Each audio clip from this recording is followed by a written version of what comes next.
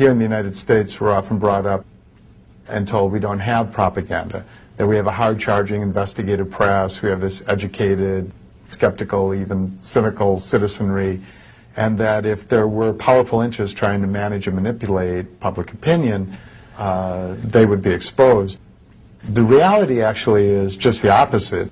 Academics like Alex Carey and others who've spent their lifetimes looking at how propaganda works finds that it's actually in Western democracies and open societies where you need the most sophisticated sorts of propaganda.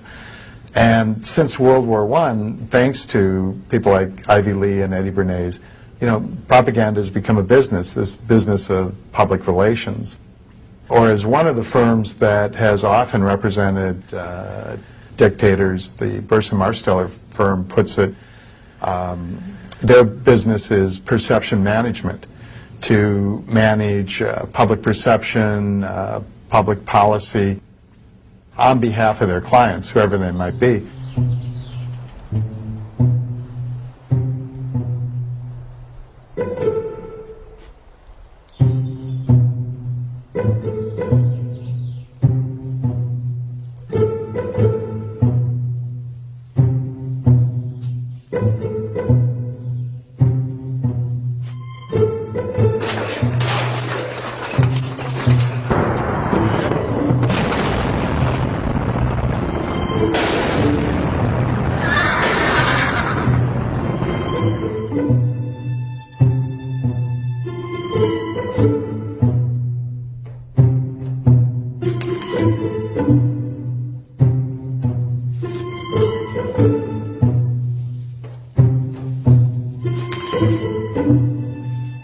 April 9th, 2003. Throngs of Iraqis spontaneously attack a statue of Saddam Hussein, the face obscured with old glory. Later, the stars and stripes are replaced with red, white, and black, symbolizing the transference of power from the liberators to the liberated. Defense Secretary Donald Rumsfeld describes the scenes as breathtaking. For the British Army, they are historic. BBC Radio calls them amazing, and they were, because the entire event was staged. Years after the operation, a U.S. Army report admitted that the toppling of the Saddam statue had been engineered by a psychological operations group. The document states, "Our TPT, or Tactical PSYOP team, saw the statue as a target of opportunity." A week earlier, another psychological operation laid the groundwork for what followed. The script was for a female Rambo turned damsel in distress to be rescued by U.S. armed forces. In the situation that we're talking about here with Private Lynch, as you know, on about the 23rd of March, her 507th maintenance company was ambushed. A number of the members of that maintenance company were killed, a number captured, and a number were unaccounted for, she being one of them. We waited 24 hours to get the cameras there to set up the whole thing to make this big rescue, and the SWAT team goes in to save her, and then she becomes an instant celebrity overnight. That story happened the same day that the tanks were rolling into Baghdad. This is the same day that we shelled the Palestine hotel where the independent journalists were. The same day we blew up Al Jazeera's television station.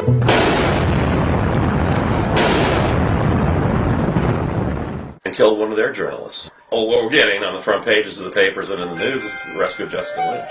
So that was a PR substitute story. Toppling of the Saddam statue, they got Shalabi's group. The Rennan group had actually formed them. The CIA had paid the Rennan group to form the Iraqi Congress as a counter group to Saddam Hussein, and they were based here in the U.S. And they flew them over there and they shipped them into Iraq.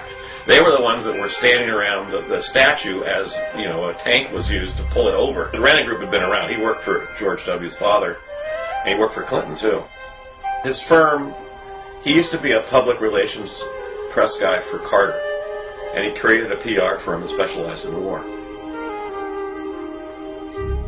The head of the Rendon Group, John Rendon, denies that he is a national security strategist or a military tactician.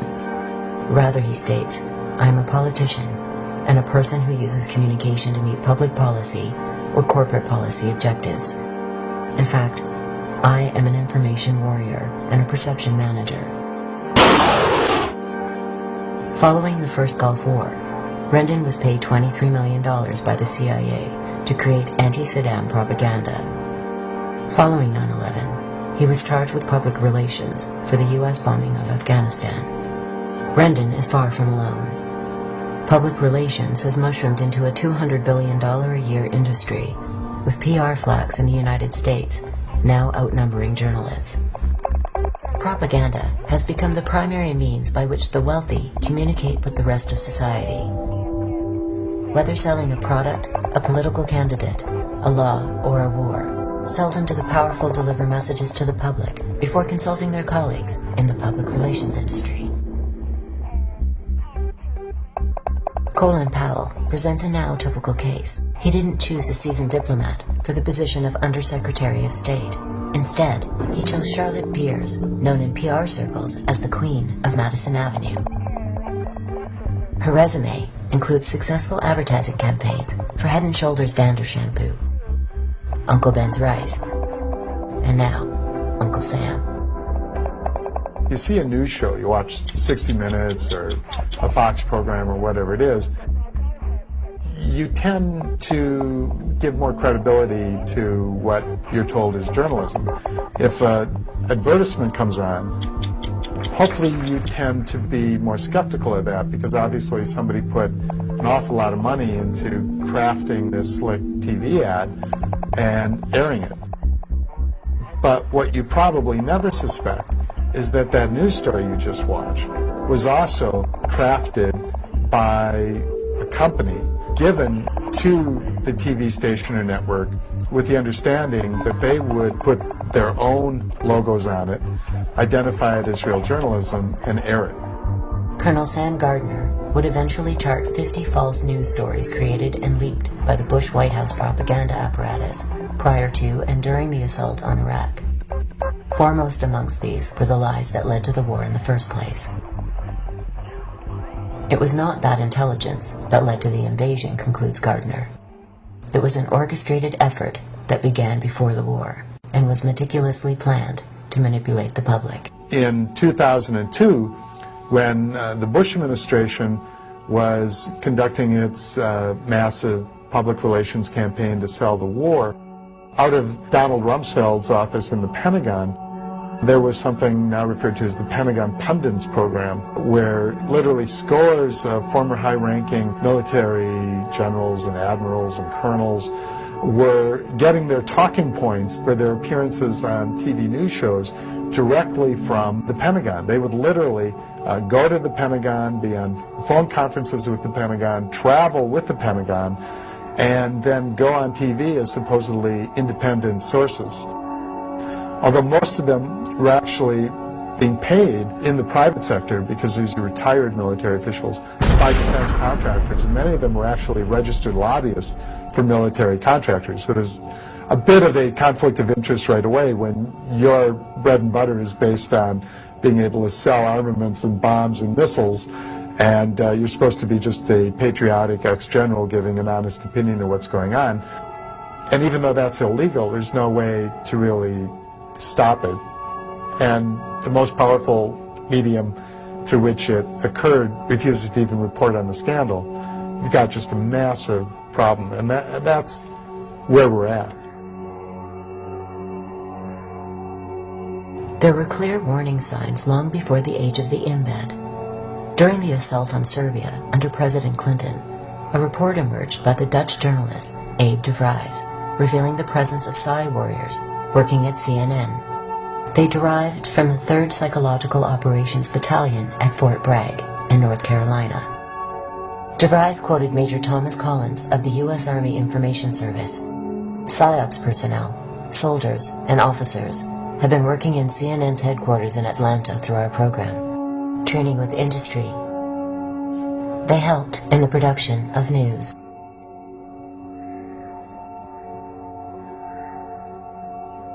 What made the Iraq War different were not so much the tactics or even the scale, but the high-tech synergy. It was almost impossible to tell where the state ended and the Fourth Estate began. One of the things that we don't want to do is to destroy the infrastructure of Iraq, because in a few days we're going to own that country. Should they have used more? Should they, use a Moab, the mother of all bombs, and a few daisy cutters, and, let's not just stop at a couple of cruise missiles. The invasion of Iraq represents a pinnacle of domestic cyber war in the United States, an unparalleled integration between public relations firms, corporate media, and military psyops. At the time of the assault, large segments of the American public were convinced that a nuclear attack by Saddam Hussein on their nation was not only possible, but imminent. Soldiers who comprised the invading force were similarly confused, with a remarkable 77% believing that Hussein was responsible for the attacks of 9/11. Many earnestly believed that the mission was to destroy a mysterious group known as Al-Qaeda, while bringing freedom to the Iraqi people. We're here for your fucking freedom! So back up right now!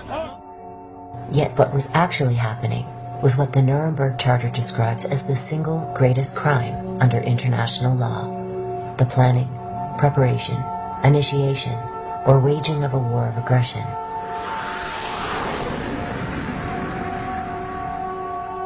Seven years later, the results of the invasion are clear.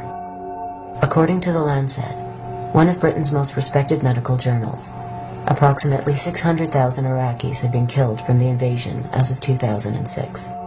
By 2009, a polling agency put the number at over 1 million.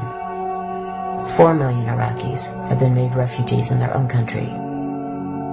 Their entire society is shattered. How did the land of the free and the home of the brave arrive at a place where citizens could be manipulated with such efficiency and on such a massive scale? Our story begins in an unlikely place, a coal mine.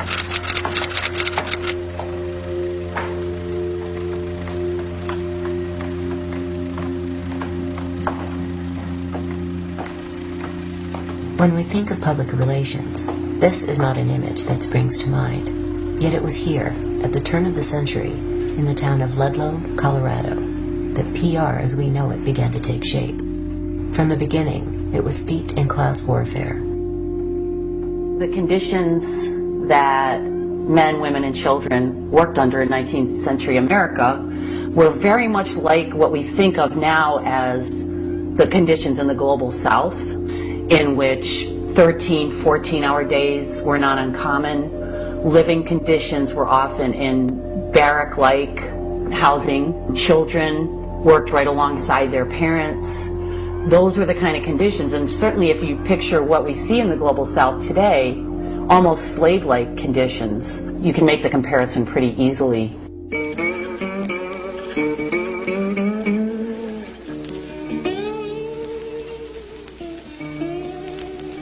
Like workers in most other industries at the time, the coal miners in the town of Ludlow were organizing to win basic rights.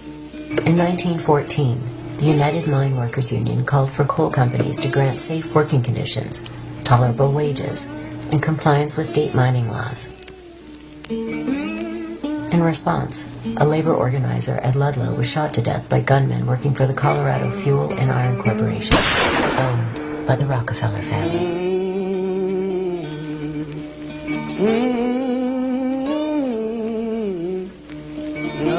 Then as now, the Rockefellers were synonymous with wealth and power. William Avery Rockefeller had made a living as a literal snake oil salesman, but his son, John Davidson, had achieved the American dream. His fortune was built by exploiting oil reserves in Mexico and the United States. John Davidson Rockefeller was America's first billionaire, but it was his son, John D. Jr., who would define the Rockefeller legacy in the 20th century. 24 hours after striking workers and their families celebrated Easter, the end came. It became known as the Ludlow Massacre.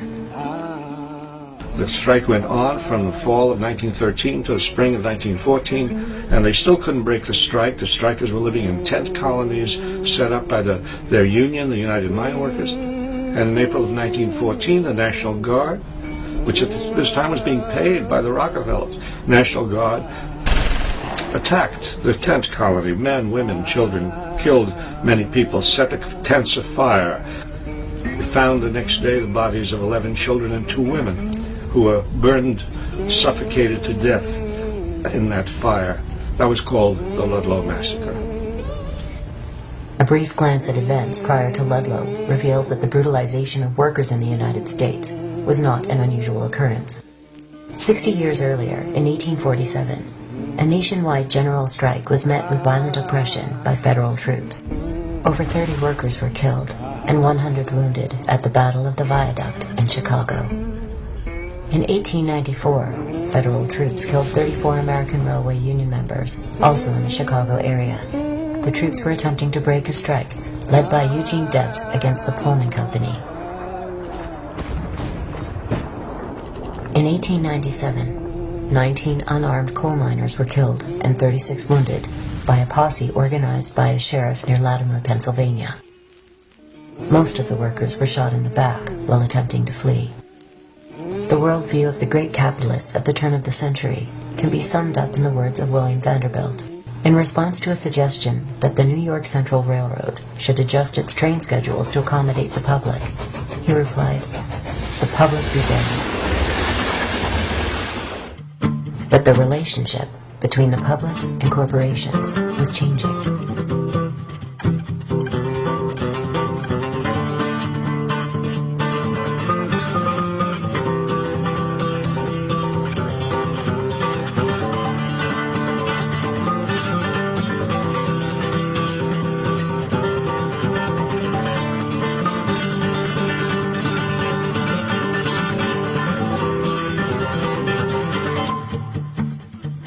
Decades of organizing and rebellion had given rise to a vast network of labor groups with increasing political power. Over time, these included the Grange Movement, the Socialist Party, the Greenbackers, the Populists, and Progressives, and perhaps most significantly, the anarchist union known as the Industrial Workers of the World, or the Wobblies. Following the massacre at Ludlow, soldiers in Denver refused to participate in further attacks against the miners, declaring that they would not engage in the shooting of women and children. Demonstrations erupted across the country. A march occurred in front of the Rockefeller offices in New York City. A clergyman protested outside a church where Rockefeller liked to give sermons, only to be beaten by police. In modern parlance, it was a PR nightmare. Ivy Lee went to work for, among other clients, the Rockefellers. The Rockefeller family, after the Ludlow massacre, used Eddie Lee to manage the public perception around that event and other events. Ivy Lee's specialty was crisis management. Among other things, he's credited with inventing the press release, which, you know, all of us just sort of think of as something helpful. You want to publicize an event, a church picnic, call a news conference, you put out a press release. But at the time, the idea was very radical, because what Ivy Lee was saying is, well, we're going to manage this crisis by calling attention to it. We're going to actually assist and help the news media and journalists in covering it. What he knew was that the degree to which journalists became used to and dependent on his services was the degree to which he could actually cultivate and manage coverage. Lee began by waging a disinformation campaign. He put out news bulletins claiming that the 2 women and 11 children at Ludlow had not been killed by militia, but by an overturned stove. He circulated stories suggesting that Mother Jones, in addition to being a labor organizer, was a madam who ran a bordello. He ghostwrote letters to the governor and even to President Wilson. Lee's techniques achieved little success, in part because he himself had become a highly visible figure. In future, PR experts would learn that their techniques are rarely effective unless practiced in the dark. Yet one of Lee's innovations was epoch-making. Upon learning that the Rockefeller Foundation had $100 million set aside for promotional purposes, he convinced Rockefeller to donate large sums to colleges, hospitals, churches, and charitable organizations in order to generate positive publicity. He also suggested that Rockefeller Sr. begin handing out money in public and that Jr. appear in staged photo ops at work sites.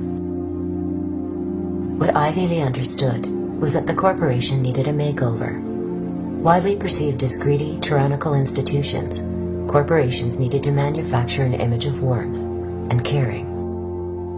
This was the beginning of the public relations industry. Rockefeller didn't set up the Rockefeller Foundation until Rockefeller became very unpopular because of his labor policies. And suddenly Rockefeller needed to create a good impression. Well, it's an interesting phenomenon that the poor actually give a larger percentage of their income than the rich. I think the rich feel that they're doing more because, you know, giving $100,000 seems like a substantial kind of donation, and you know, it doesn't matter that they have 100 million. They still think, well, they've done quite a lot. So it's partly a result of this distortion of economic values, and it's partly a result of being cheap. You know, I mean, people don't want to give away their wealth, Ted Turner said, because they're afraid their status in the Forbes 400 is going to go down that little bit. So they give it away when it's prudent or when it's beneficial, when they can get some displayed benefit out of it, or when it can give them access to a different sort of social class or a different group that they want to be part of. But they have a more functional view of their wealth rather than a strictly charitable view. Charity, and private charity, and you might say government charity. Any kind of action that sort of relieves people's distress a little bit without changing the system maintains the system. In fact, that is the way the American system, which is very exploitative and very unfair, that's the way the American system has been maintained for all these centuries, really, by giving people a little bit and giving enough people, just enough, to prevent them from breaking out in open rebellion. Today, one of the largest PR firms in the world specializes in the art of crisis management. Burson Marsteller holds offices in 35 countries and has served clients as varied as cigarette maker Philip Morris, chemical giant Union Carbide, and the Monsanto Corporation, a company specializing in genetic engineering and other life sciences. Like the Rendon Group, Burson Marsteller is bipartisan to the core. Its worldwide president and chief executive, Mark Penn, served as Hillary Clinton's key political advisor during the 2008 election.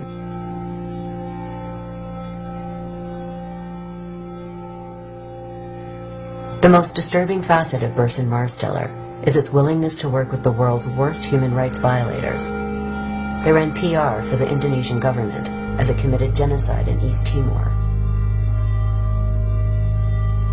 They worked closely with the Nigerian government and Royal Dutch Shell during and after the Biafran War in Nigeria, and they helped to improve the image of a US-backed Argentine military junta led by General Jorge Videla.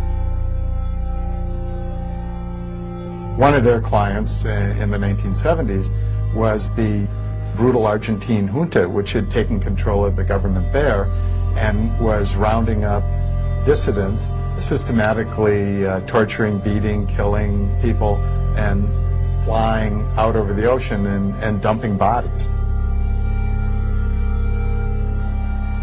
Not a really good public image. So the Burson Marsteller firm was used by Argentina, hired by Argentina, and went to work for them quite happily under a fat contract to improve the image of Argentina in the international financial community and in the Western press. In some ways, it should not be surprising that public relations has evolved into companies like Burson Marsteller and the Rendon Group. Looking back at the career of its first guru, we find a remarkably similar pattern. Ivy Lee went to work for the IG Farben company, a big German industrial company, and we know now that IG Farben was actually part of the Nazi propaganda inner circle. One of the most effective and, of course, horrifying government propaganda campaigns ever organized was the Nazi campaign that continued for years and years under the direction of Nazi propaganda minister Joseph Goebbels. And I.G. Farben paid Ivy Lee and also paid Ivy Lee's son to represent not just their interests, but the interests of Nazi Germany in an effort to paint the Nazi regime as being a friendly regime. But before lending his expertise to the Third Reich, Mr. Lee would do so for the American government. Along with other experts in the burgeoning field of mind science and public relations, he would engineer propaganda for World War I, not just against the enemy, the Germans, but against the American people themselves.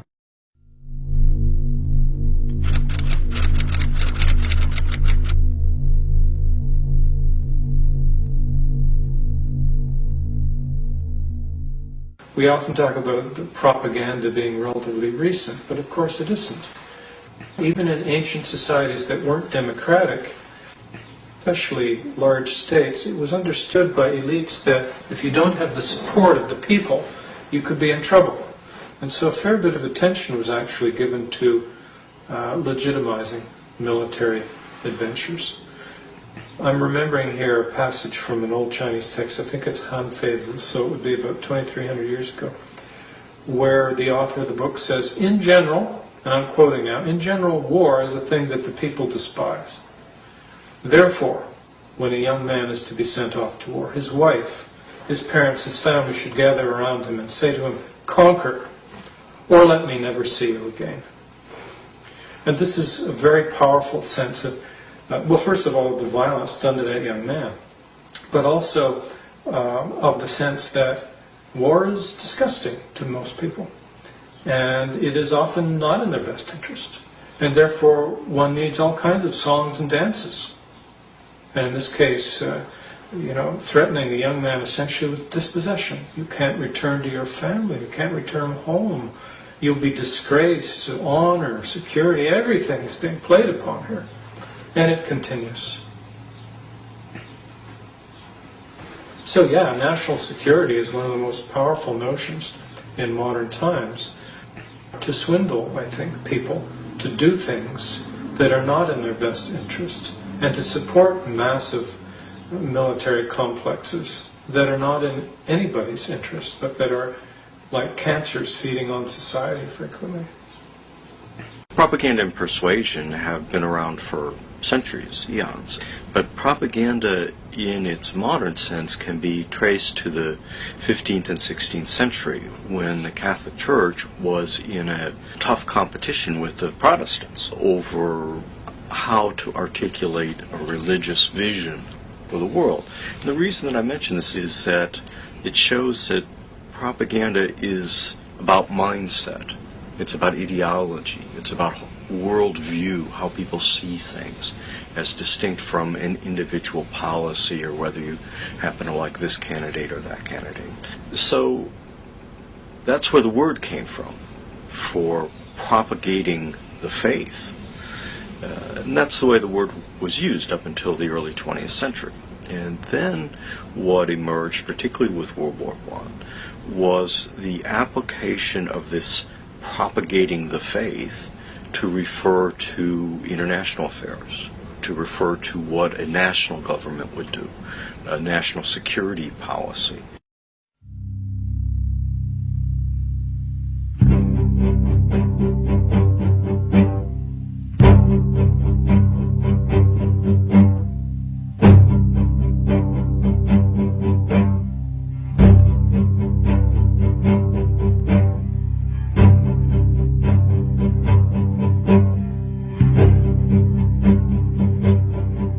In the run-up to World War I and during World War I, what one saw on the geopolitical stage was a crisis of empires. Empires were disintegrating, they were falling apart. The British Empire seemed extremely strong at that time, and yet nevertheless was in a downward phase. It couldn't afford to support its own army, for example. Same with the French, same with the Austro-Hungarians, same with the Russians, the Tsarist Empire, same with the Ottoman Turkish Empire, and so on around the world.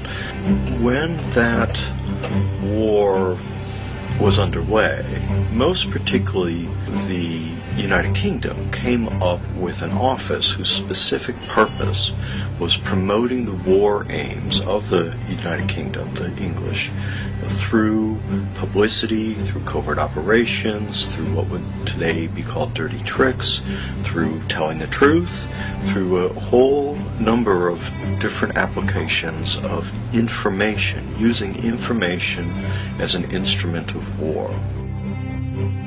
And from the get-go, from the very beginning, it was both aimed at the enemy and aimed at the home population. The Crean Commission was the American variant of it.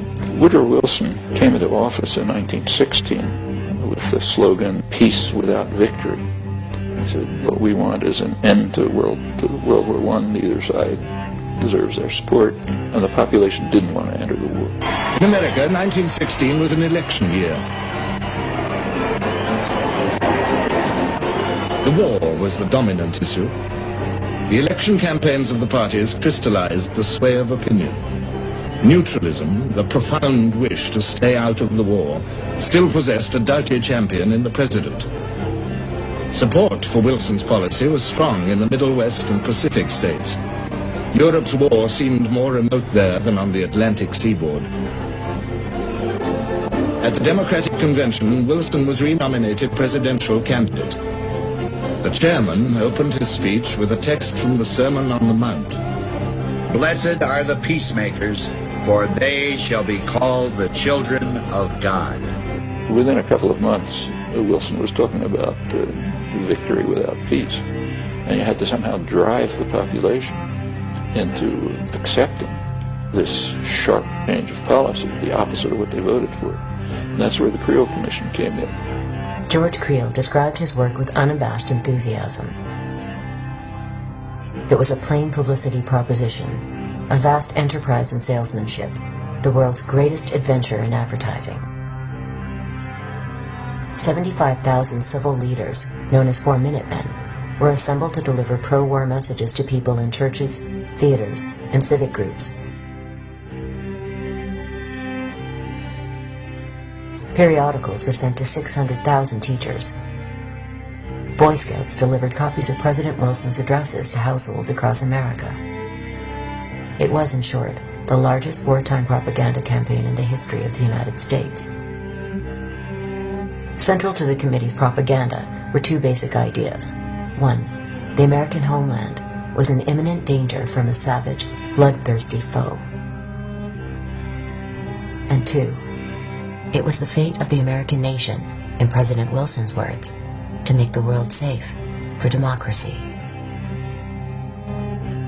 The first theme was a time-honored tactic, long used in the United States and other countries, to vilify foreign enemies, indigenous peoples, and slaves. During the Great War, the savage Indian and the subhuman Negro would transform into the barbaric Hun.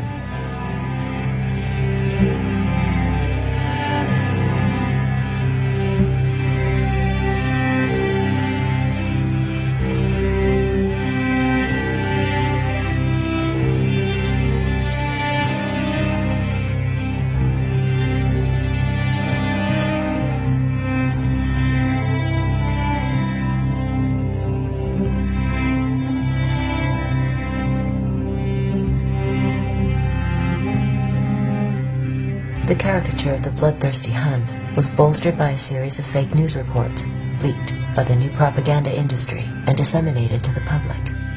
Among them, the babies in Belgium had had their hands cut off, were being impaled on bayonets, and in one case, nailed to a door. That a Canadian had been crucified by German soldiers, and that dead bodies were being boiled down in so-called corpse factories to be used for ammunitions and pig food. In a foreshadowing of the Freedom Fries incident, sauerkraut was renamed Liberty Cabbage. False atrocity stories would become a staple for nations in wartime throughout the 20th century. The recent example occurred prior to the First Gulf War.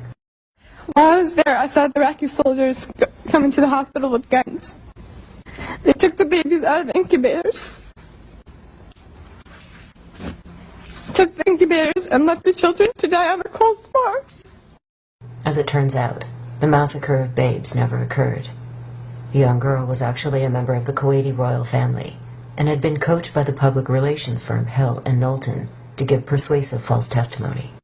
Kids in incubators, and they were thrown out of the incubators so that Kuwait could be systematically dismantled.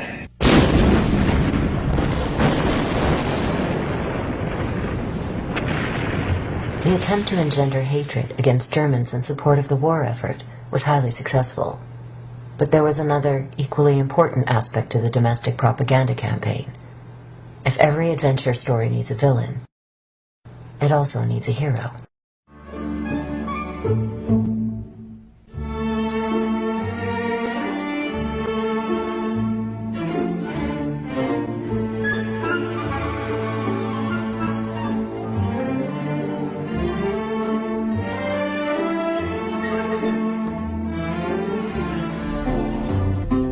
This is a song I made about when it's drafting the men.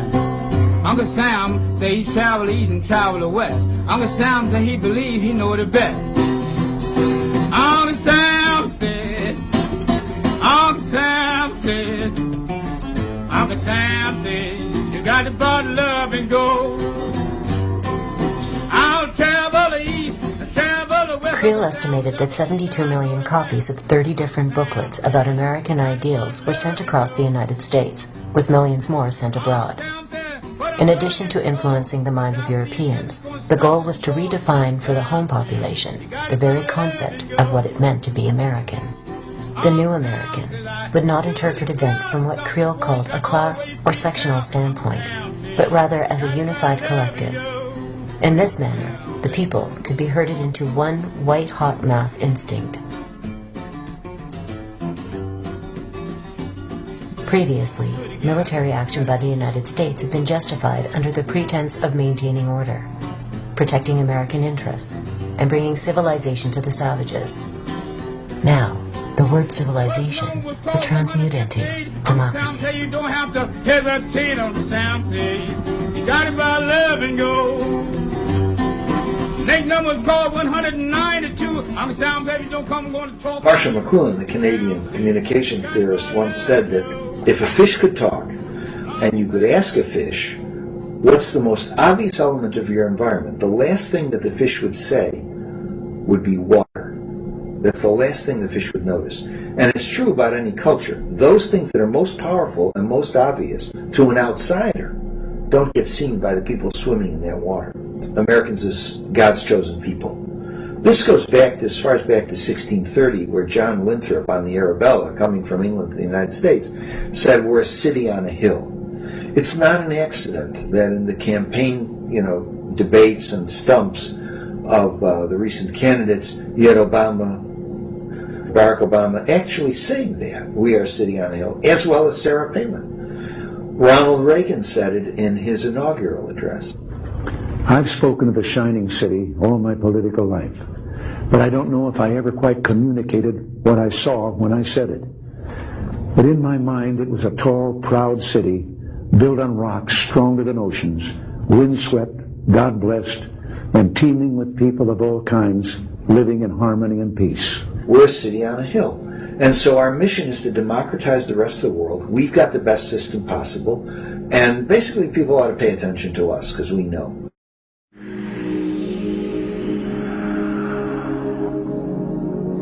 The idea of a particular state cast as savior of the world would be taken to new heights in the United States. But it wasn't an American invention. The savior motif was used as a justification for virtually every imperial intervention during the colonial era. French leaders spoke of a civilizing mission in their new colonies. British leaders spoke of bringing progress and civilized government to India. Imperial Japan spoke of unleashing an earthly paradise in Asia, while the Third Reich dreamt of a worldwide utopia.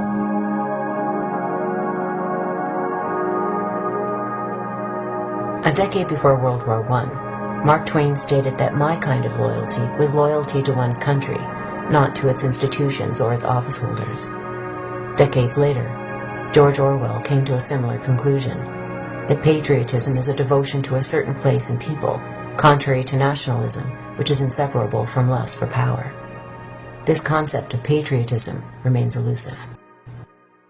Once the war against Saddam begins, we expect every American to support our military, and if they can't do that, to shut. Equating super patriotism with militarism, military endeavor, military achievements, military struggles and victories, that's all supposedly a special manifestation of super patriotism.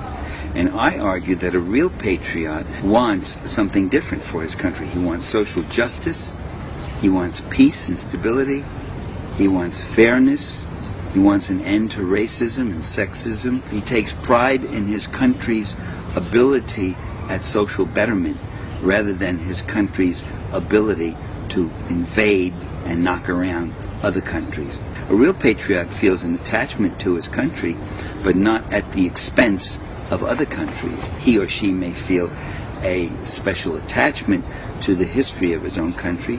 He values the accomplishments of his country, like the abolition of slavery, emergence of collective bargaining, and the rights of working people for a better life, the gains made by women in terms of being able to get into public life. These are the kind of things that the real patriot would value. In October 2001, George W. Bush signed into law what civil libertarians characterize as an all-out assault against the Bill of Rights. It was called the Patriot Act. During the Great War, similar bills were passed. The Espionage Act of 1917 and the Sedition Act, passed a year later, authorized huge fines and lengthy prison terms for anyone who obstructed the military draft or encouraged what was termed disloyalty to the state. The sweeping legislation was quickly put into effect. And first on the list were the Wobblies.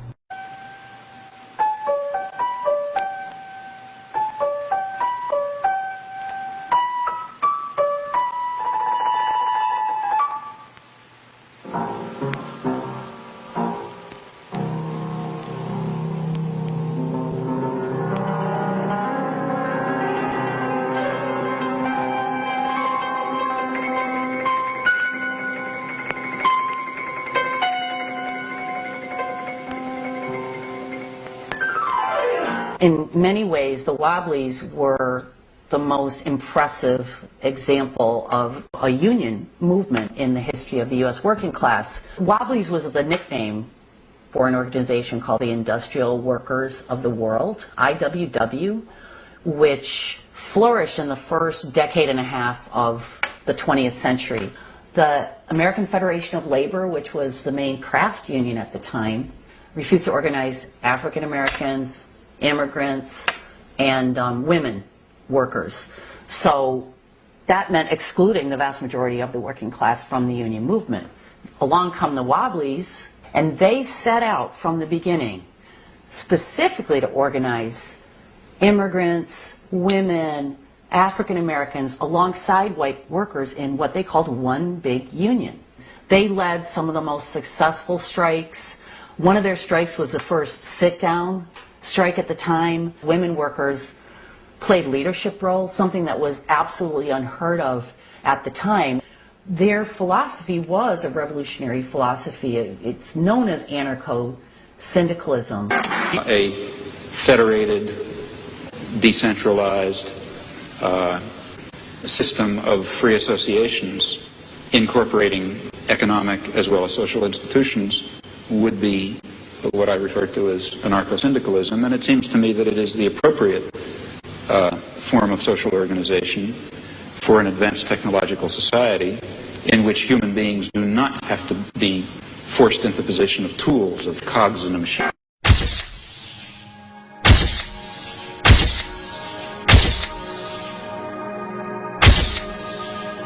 On On September 5, 1917, federal agents raided offices of the Wobblies across the nation, leading to arrests for the offense of causing insubordination, disloyalty, and refusal of duty in the military and naval forces. 101 of the defendants were found guilty and received prison sentences up to 20 years.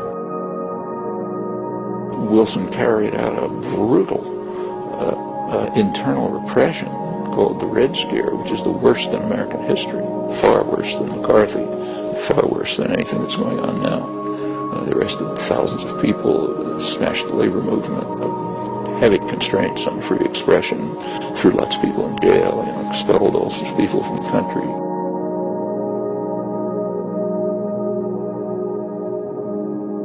Yet what had started as a hunt against radicals soon spread to every corner of American society. Patriots were encouraged to inform on friends and neighbors who spoke out against the war, while surveillance increased dramatically, not only by the military, but by seemingly benign institutions like the postal system. The state flourishes in time of war. The state goes stronger in time of war. The state accumulates power. The military is enhanced. The forces of repression are enhanced. War is an opportunity for the government to grow in power. By the time the war ended, the total number of deaths had reached approximately 9.7 million soldiers, with millions more suffering life-changing injuries and severe post-traumatic stress. To what end was not clear. The massive bloodshed had not made the world safe for freedom and democracy. What it had done was produce enormous fortunes for a handful of corporations and banks, while leaving the worldwide labor movement in disarray. If the Great War had been a test of the Constitution and the concept of balancing the powers by each other, it failed. The United States Supreme Court, established in Schenck versus United States and Abrams versus United States, that the federal government could suspend constitutional rights when the nation faced, quote, a clear and present danger. Randolph Bourne, speaking of the Great War as a whole, responded preemptively with a now famous dictum. War, he said, is the health of the state.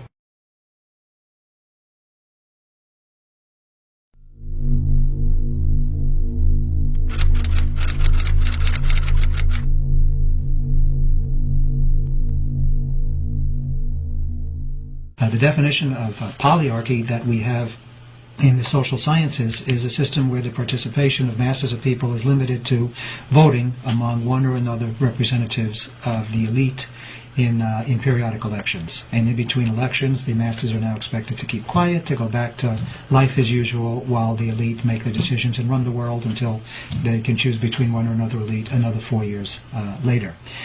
So really, polyarchy is a system of elite rule, and a system of elite rule which is a little more soft-core than the type of elite rule that we would see under a military dictatorship, for instance. But what we see is that under a polyarchy, the basic socioeconomic system does not change. It does not become democratized. Wealth is not redistributed downward. You don't see a more equitable redistribution of wealth and resources. So that's the key. Socioeconomic dictatorship and free elections. That's the prescription for polyarchy. Participatory democracy would see not only more participation of people in the running of their daily affairs, but it would see a democratization of the economy, a democratization of social relations.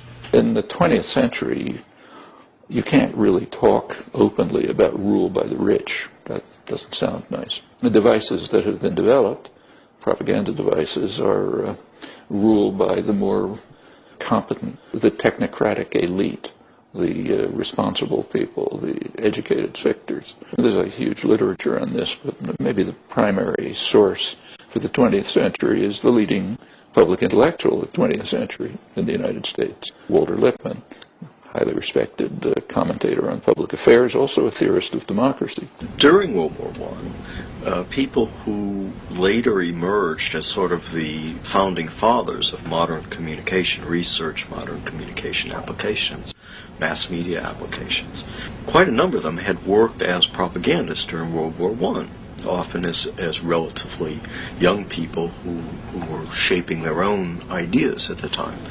One of them was Walter Lippmann, and Lippmann has emerged really to this day as a leading intellectual light of a particular way of looking at society. Today, Walter Lippmann is known as the Dean of American Journalism. Yet during the Great War, he had been chief leaflet writer and editor of a U.S. propaganda unit. He also served as secretary of the Inquiry, a quasi-intelligence agency. Before dealing with Lippmann's contributions to political theory, we first have to understand the forms of democracy that have characterized the United States and other Western nations since the age of the Great Revolutions.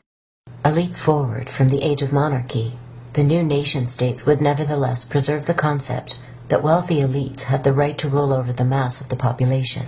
Well, it's done me a sight of good coming forward in time like this, to see how wonderful things have turned out. But I wish I could take you back with me, back in time, back those 200 years when we were starting as a nation. I wish you could have seen this country then.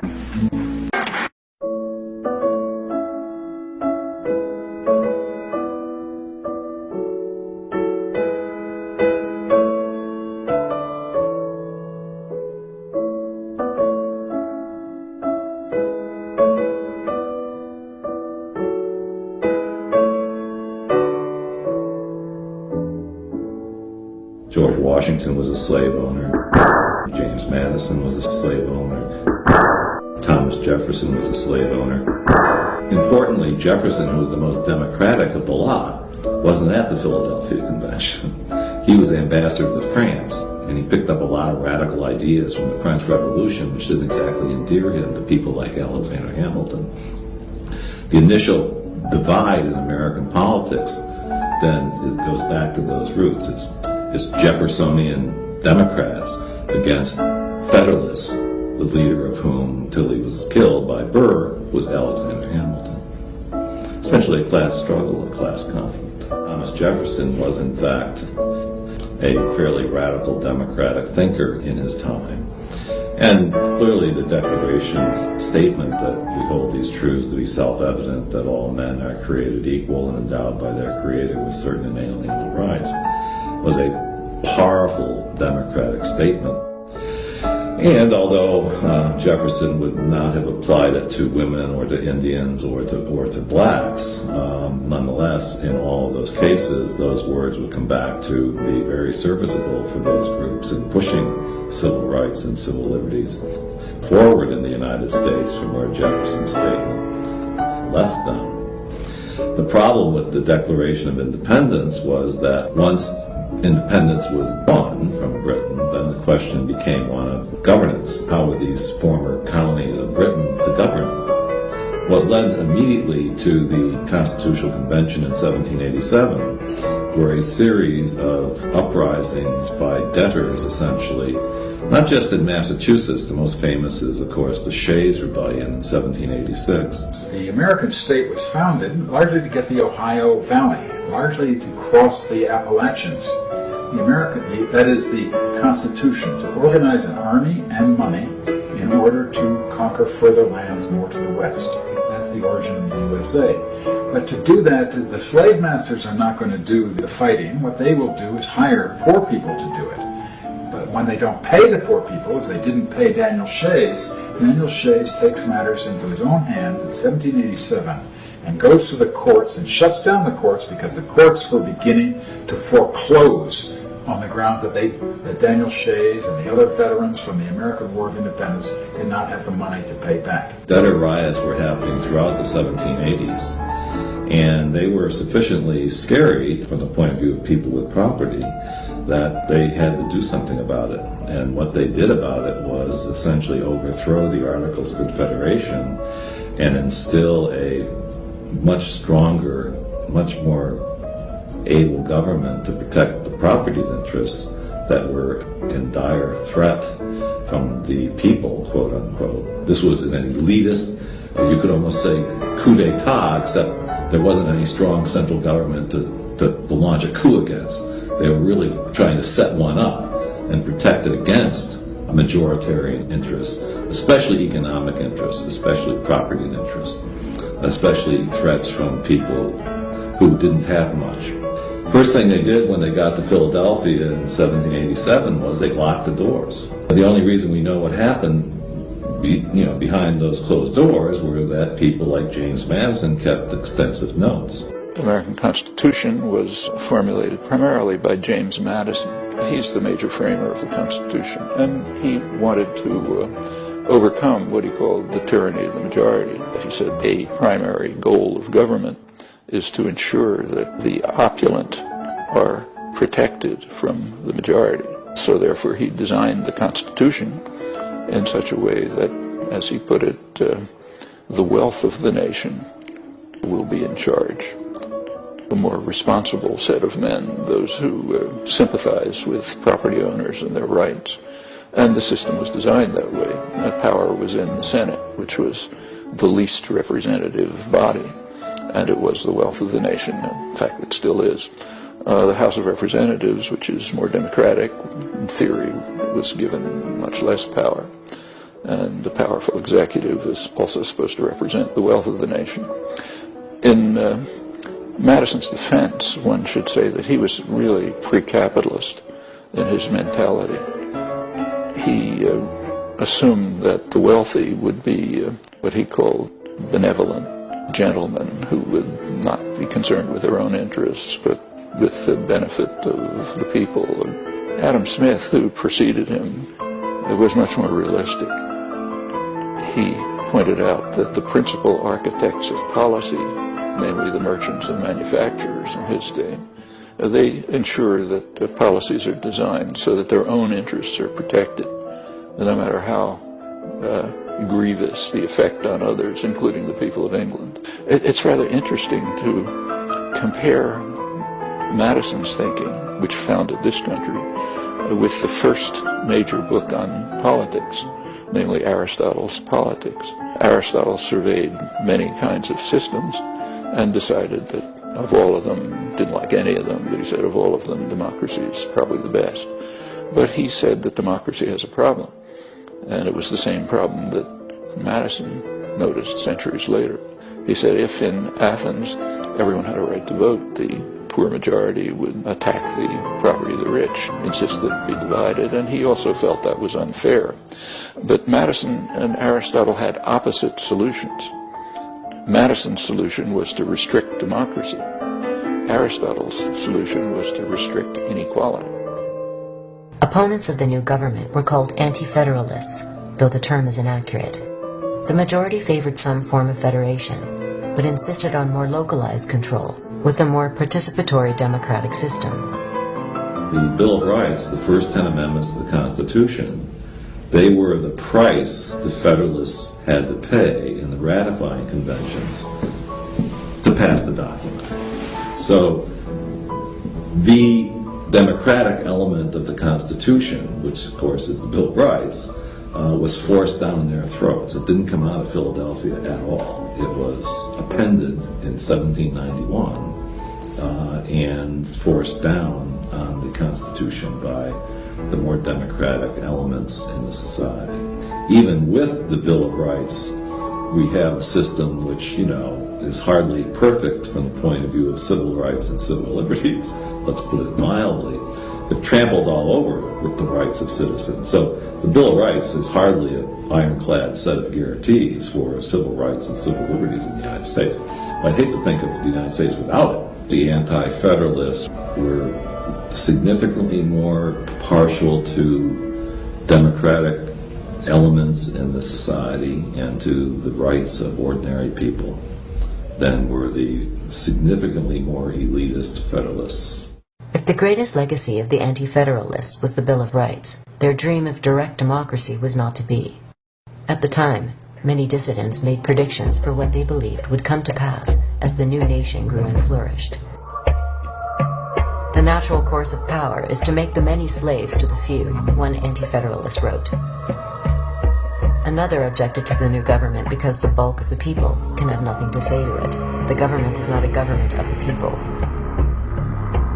The men of fortune would not feel for the common people. An aristocratical tyranny would arise, in which the great will struggle for power, honor, and wealth. The poor become a prey to avarice, insolence, and oppression. In short, my fellow citizens, it can be said to be nothing less than a nasty stride to universal empire.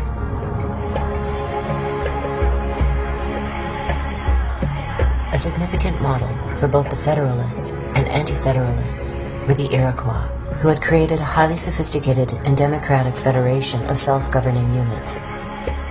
In stark contrast to European forms of government, the Iroquois people had the ability to immediately remove corrupt leaders. Women played a significant role in decision-making. Everyone was permitted to participate in debate and policy formulation. Native Americans were exceedingly democratic in the way they are. No society is perfect.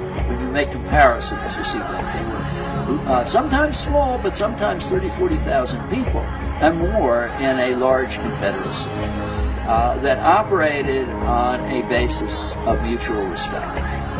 Mutual respect that developed out of experience, because if you didn't treat people equally, then they were going to give you trouble. Societies were exceedingly collaborative, but they were also exceedingly individualist. The individual was honored, but the values were collaborative because you had to get along. Everybody was included in every decision that affected them. Elders obviously were honored. They knew more. You listened to your elders, but everybody had a say. You have an extremely participatory society, and as it moved up to larger, there's a great deal of decentralization. So if you had a large number of people, and they would be in a federation, the village would decide for itself. The tribe would then decide, but the individual villages would have to decide. Then the tribes in the federation, their representatives would meet. But they wouldn't decide for everyone. They'd have to have the consensus of local people. So if there wasn't consensus already, they would have to go back and discuss it. So that to the extent that there was representation, these were representatives who were truly representative. They would have to go back. They wouldn't keep their positions unless they consulted people. And they knew that. Even if they had the authority to make a decision, people would go elsewhere and not keep them as leaders if they didn't listen to them and they didn't treat them. By and large, you had a much more participatory society, and even on the larger, more representative level, the representatives really had to listen to their constituencies. Ironically referred to as primitive and savage, Native Americans had actually created a far more democratic system of self-governance than any civilized nation in history. But their anarchic models, as well as the more limited democratic systems proposed by the Anti-Federalists, were incompatible with Madison's elitist vision. In republic and parliamentary democracy alike, citizens would be reduced to passive observers. They would be allowed to pick and choose which individual made decisions on their behalf, but they would not be able to make those decisions themselves. Returning to the period after the First World War, we find widespread support amongst intellectuals for Madison's elitist interpretation of democracy. According to Walter Lippmann, the public's function in politics was to be interested spectators of action, but not participants. Yet Lippmann perceived a problem. New technologies in communication and transportation had awakened millions of disenfranchised people to a new world outside their towns and cities, while traditional economic, political, and social structures remained in place. Something had to change. But rather than advocate structural changes in society's institutions, Lippmann suggested that propaganda readjust the public mind. In his essays on democracy in the 1920s, which are incidentally called progressive essays on democracy, he was a Wilson, Roosevelt, Kennedy liberal in the American sense. He says that the majority are simply incompetent. They are ignorant and meddlesome outsiders, in his view. That's the majority of the population. And to allow them to participate in decision-making would be a complete disaster. So therefore we have to design means to ensure that what he called the responsible men, of whom he was of course one, are protected from the roar and the trampling of the beasts, the ignorant majority.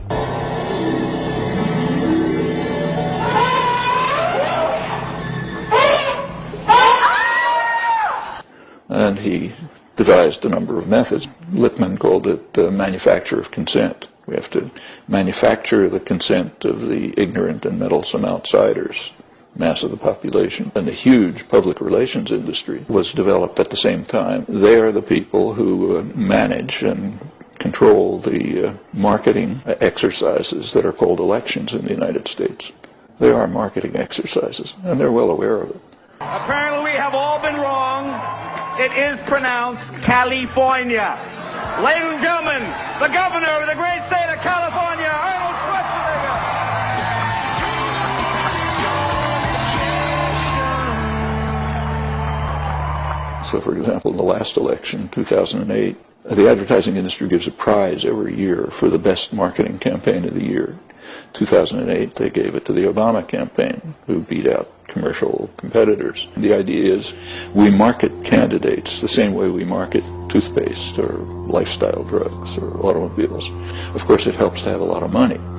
And in fact, Obama greatly outspent McCain, and not because of popular contributions. It came mostly from financial industries. He was their candidate. And his policies will presumably respond to his constituency.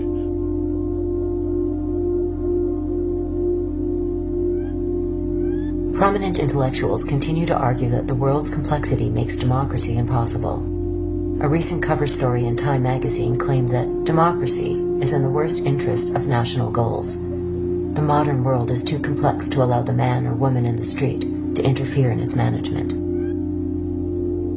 A man who surely would have agreed was Edward Bernays.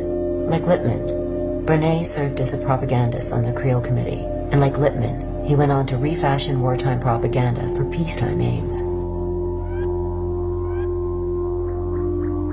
In his classic text Propaganda, Bernays suggested that elites regiment the public mind every bit as much as an army regiments their bodies. Bernays considered mass mind control so crucial that it constituted, in his words, the very essence of the democratic process.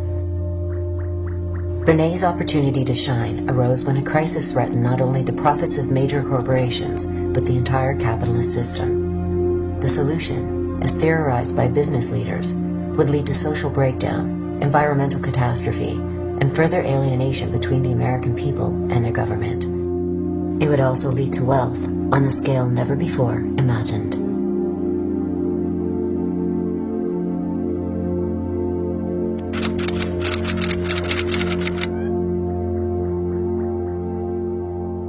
The major story that advertising tells us about human happiness is that the way through happiness is through the consumption of things. That, in fact, buying something in the marketplace will make you happy. In fact, that's the message of almost every single ad. And it's not often you can say that there's one message that is in the literally millions of ads that are produced every year. But I think that is the message. The message of advertising as a whole is that it's better to buy than not to buy. That, in fact, the way to become, and that you will be happier as a result of buying than not buying. And I think that idea, in fact, I think is the major force for global social change, over the last 50 years.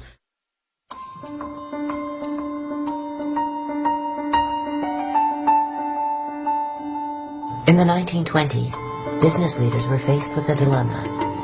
Overproduction of goods had exceeded demand. Production between 1860 and 1920 had increased by 12 to 14 times, while the population only increased by a factor of 3.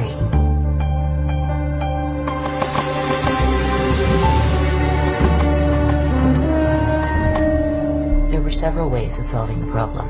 One was to reduce working hours and raise wages so that production and consumption reached an equilibrium.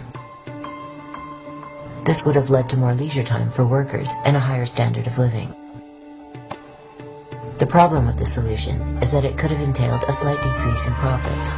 Corporations are mandated by law to maximize profits on behalf of their shareholders, regardless of social or environmental costs. According to business leaders, there was another problem. John Edgerton, president of the National Association of Manufacturers, warned that a shorter work week would undermine the work ethic and potentially foment radicalism.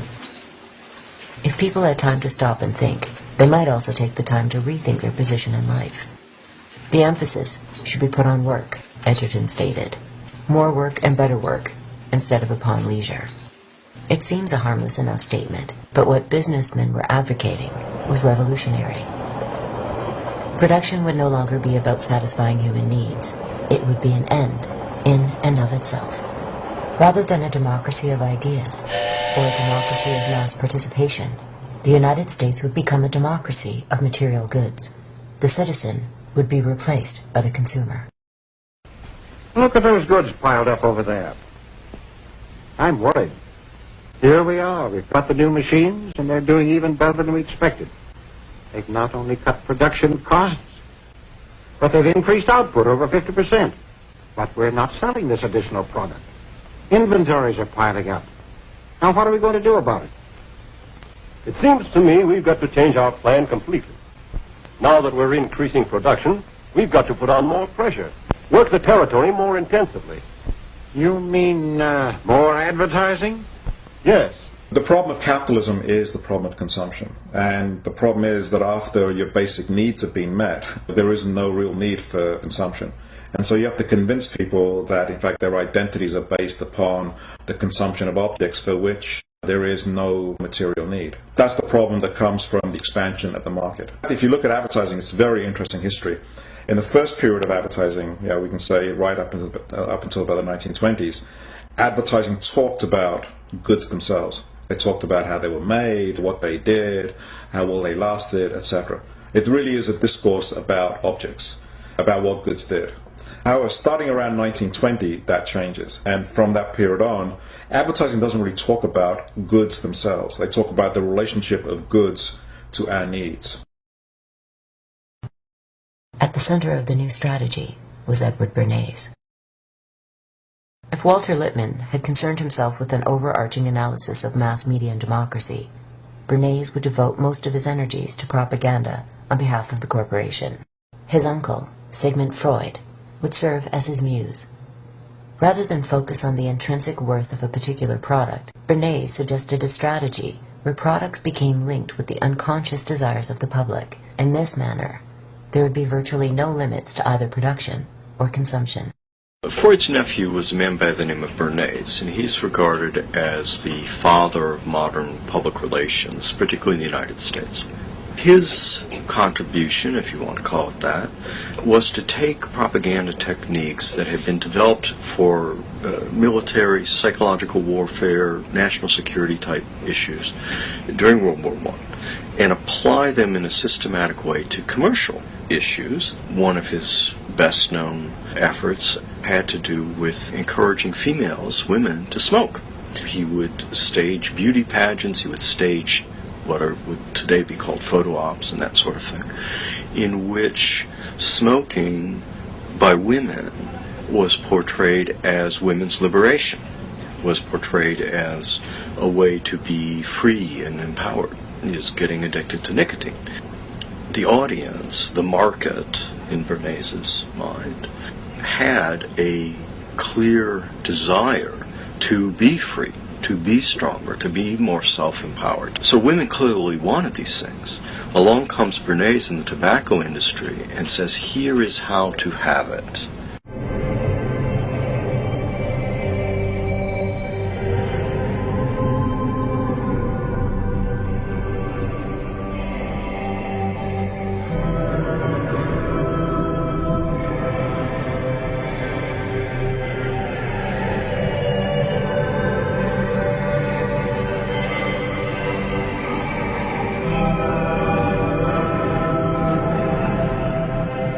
Goods don't make us very happy.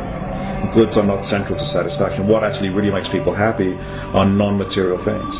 What makes people happy seems to be things connected with sociability. I don't mean to say by that material things have nothing to do with happiness. Poor people are not happy. They don't have access to clean drinking water. They don't have access to food. They don't have access to shelter. So it's not that material things are not connected to happiness. They are to some degree. But once you get past a certain level of comfort, material things simply don't provide us happiness. At the same time, there is this giant propaganda system of advertising that is, again, perpetually telling us that the way to happiness is through objects, the way to happiness is through consumption. What makes people happy are things to do with society, with connection, with personal connection. with autonomy, with relaxation. In fact, when you ask people what it is that makes them happy, goods very rarely come into it. However, the problem is that capitalism has to sell goods. The marketplace provides goods, and therefore what it did was it took the images of the life that people really want, which is a life of meaning, of connection, of sociability, of friendship, of family, of intimacy, of sexuality. Those are the images that it took, and it linked them to objects. And so advertising is both true and false at the same time. If it was simply false, it wouldn't work. But advertising is true to the extent that it reflects our real desires. As bizarre as it may sound for people who dream of fantastic wealth as a cure for unhappiness, the same holds for the wealthy. Beyond a certain level of material comfort, deprivation is relative. At the bottom level, sure, it's $5 million to $10 million a year. But once you've got $5 or $10 million, that doesn't seem like enough, because you're associated with people who have 15 or 20. And when you get 15 or 20, then it's 50 and 100. And you wind up never feeling as if you have enough. And in fact, people really never even thought of themselves as rich, even when they were colossally rich, because of this phenomenon that psychologists call relative deprivation. They were comparing themselves not with you and me, but with each other in this little world that they'd come to inhabit.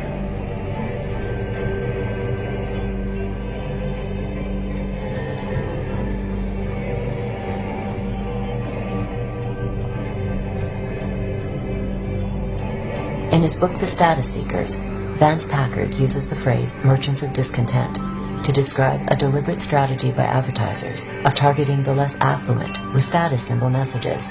For someone with little chance of changing their social conditions in life, consumerism offers a quick fix that allows people to feel as though they are climbing the social hierarchy, when in fact they are standing still.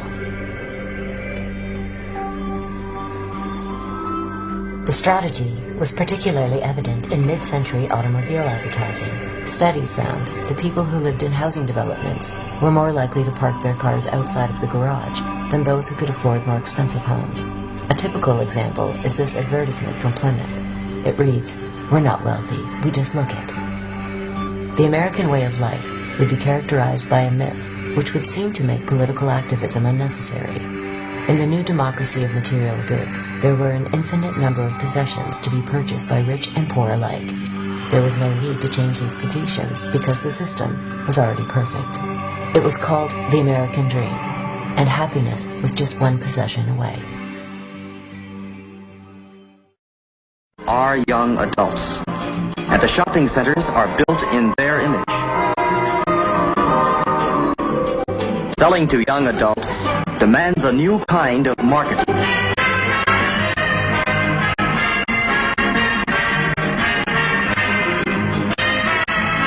For these young adults, the shopping centers have built fountains, commissioned statues, put in restaurants, and freestanding stairways. They've included banks, loan offices, rental plans, plant nurseries, and places to buy building materials. The shopping centers see these young adults as people whose homes are always in need of expansion. People who buy in large quantities and truck it away in their cars. It's a big market. In the tinsel and glitter world of Beverly Hills, superstars reign supreme in million-dollar mansions that hold a weird fascination for everyone else. Visitors rubberneck for hours just for a glimpse through the guarded gates. But for one man already on the ladder to superstardom, just a look wasn't enough. For him, it was love at first sight.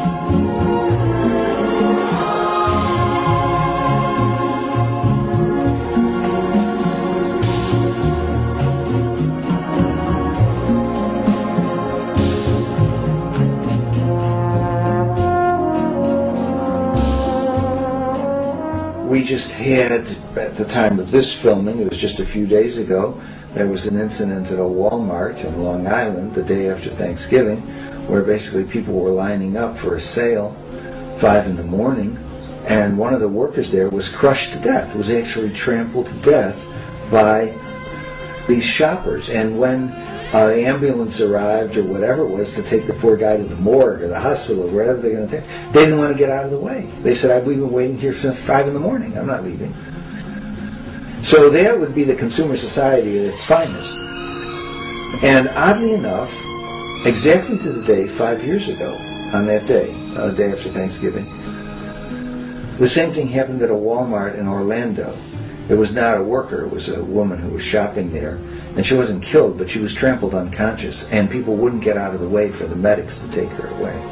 So when you get finally to that point, this is what Marcuse was talking about, and the whole idea of one-dimensional man and so on, was this tremendous emptiness again. And so I'm going to buy things to fill that emptiness up.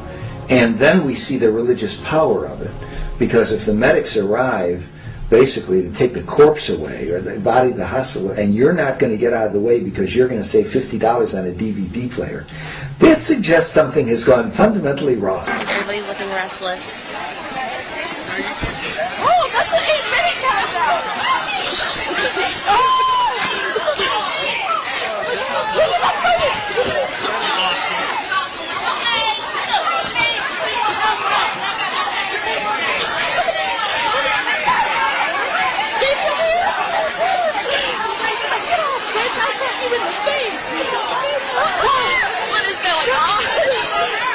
I think there's not much difference between assuaging your anxiety by buying things and investing in the American dream. They seem to go hand in hand. The American dream is a story about how society works. The American dream says that if you work hard, you will succeed.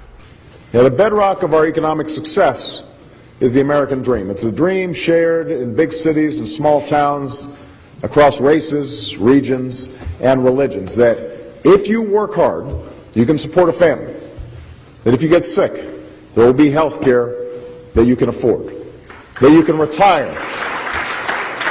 That you can retire with the dignity and security and respect that you've earned. That your children can get a good education and young people can go to college even if they don't come from a wealthy family. And so it says we may start off with different positions.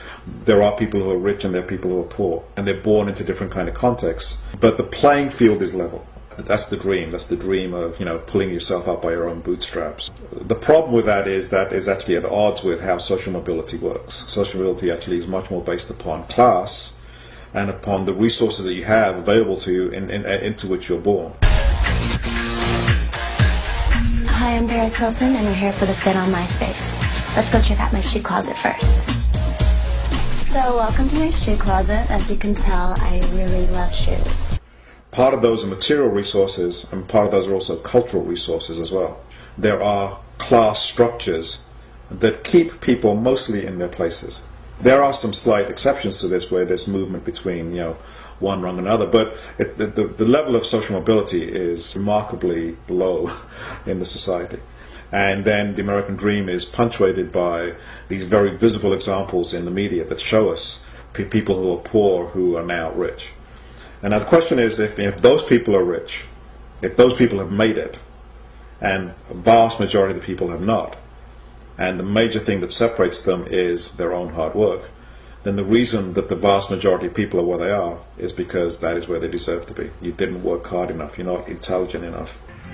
The right to life, liberty, and the pursuit of happiness. Some are smart, some not. Some are successful, some not. The United States never had mass prosperity throughout its history. It was just the period from 1946 to 1980 where the prosperity was really, it looked like it was just going better and better and better for everybody. And that came after World War II. With the backlog of tremendous earnings from war industry and such, the GI Bill that came in that developed a whole new big professional class and the like. And that lasted till about 1980. Since then, there have been cutbacks to human services, cutbacks in educational opportunities, and greater inequality. Since 2000 to 2008, the inequality between the very rich and the rest of us, that inequality is greater than it's been throughout the 20th century. So we're back to like 1900 in terms of inequality. Everybody just can't make it. Throughout history, the rich have always argued that the poor are the authors of their own poverty. They're poor because they're stupid, they're disreputable, they're hopeless. People are poor because they are paid less than the value that they produce. You need poverty. Poverty is needed if you're going to have wealth. The only way a rich slaveholder, a Roman senator, or antebellum plantation owner in the South, the only way they can live in this fabulously luxurious mode is by having slaves who work from the crack of dawn down into the night. That's expropriation. That's creating the poverty of the slave or the serf or the worker so that the slaveholder or the lord, the feudal lord, or the plutocrat, the capitalist, can really accumulate wealth.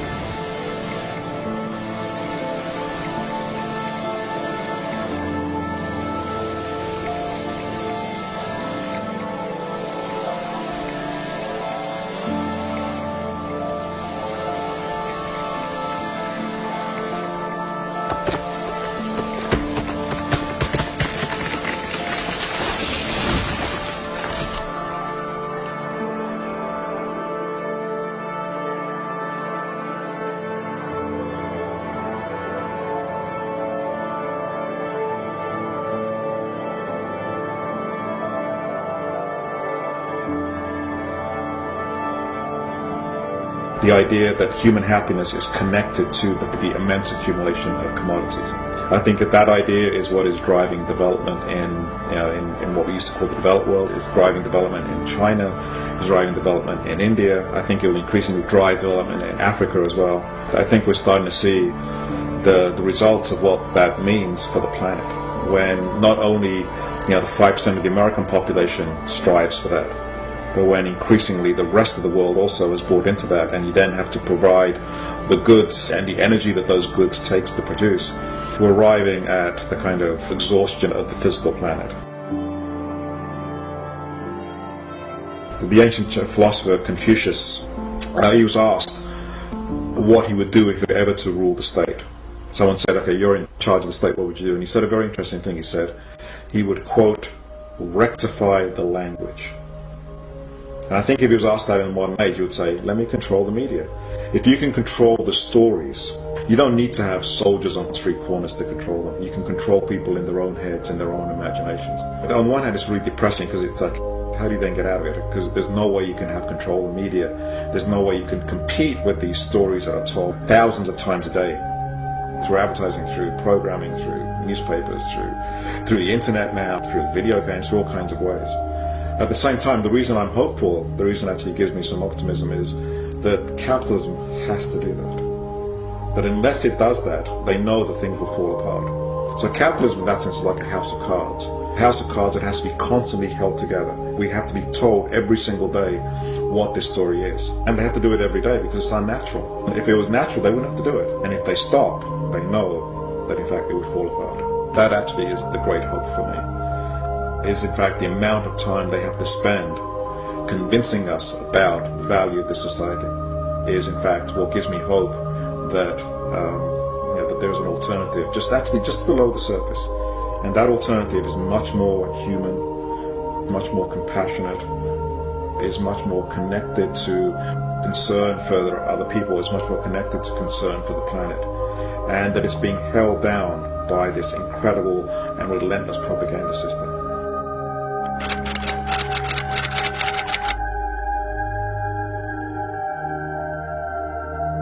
If a decision is made by a centralized authority, it's going to represent the interests of a particular group in power. If power is actually rooted in large parts of the population, if people can actually participate in social planning, then they will presumably do so in terms of their own interests. That's why Madison, for example, and Lippmann, Bernays and a whole host of others, have argued that we cannot permit the population to participate, because if they do, they will pursue their own interests, not the interests of the wealth of the nation.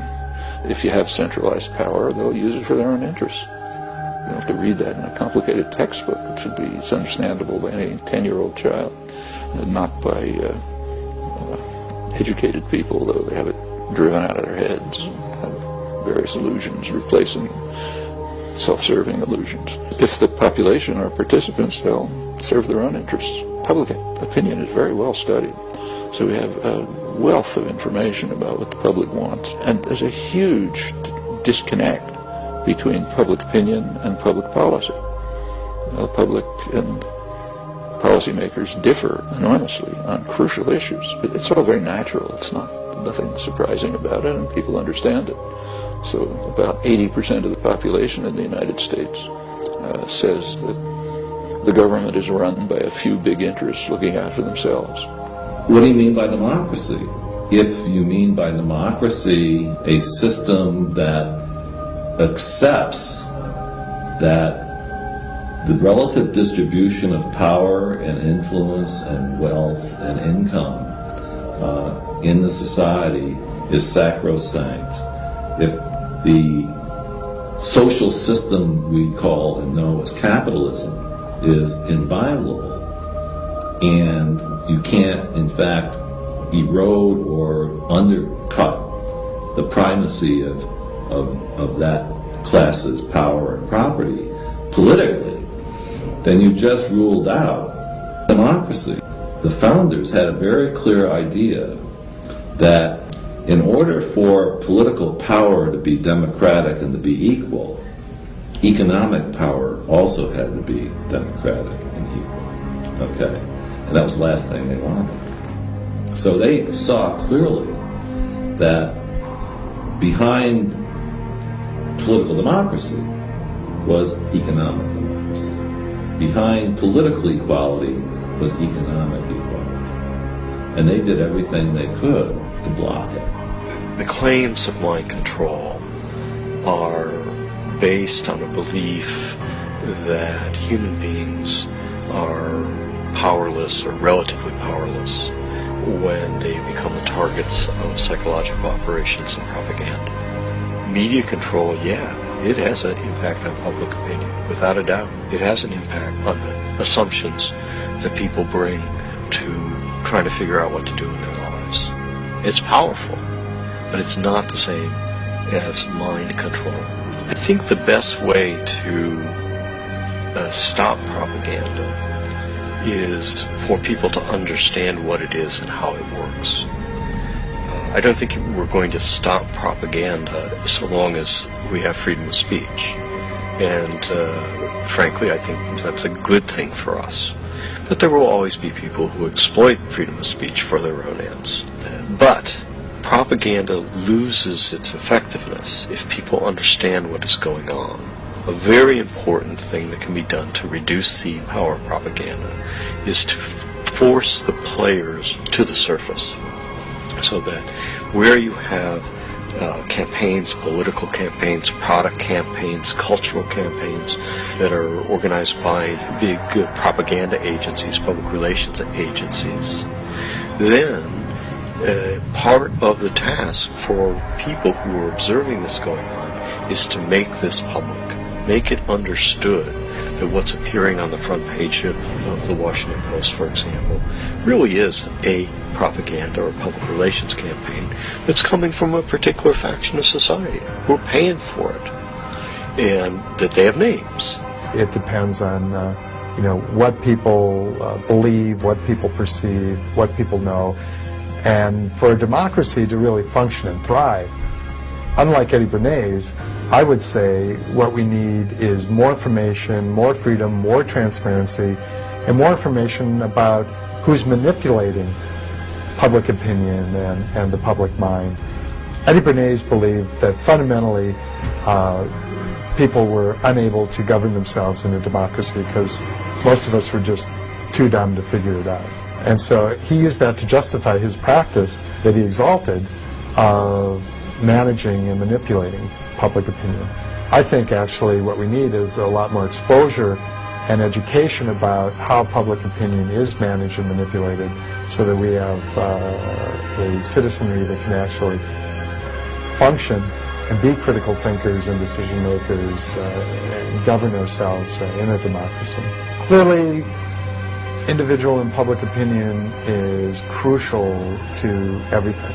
As long as you can manage and manipulate public opinion, or as Burson Marsteller likes to put it, public perception, you can control public behavior and policy.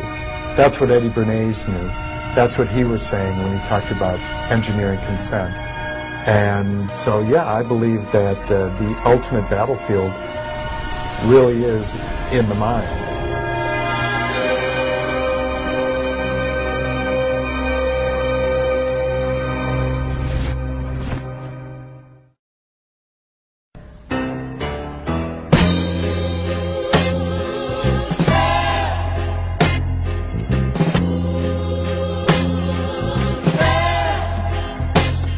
I put a spell on you.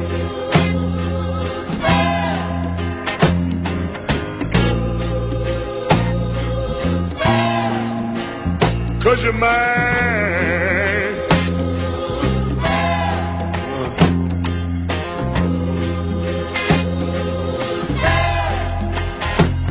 Stop the things you do.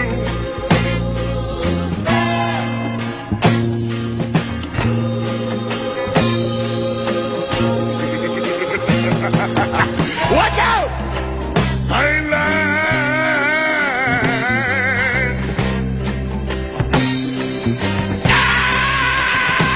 I can't stand. Woo!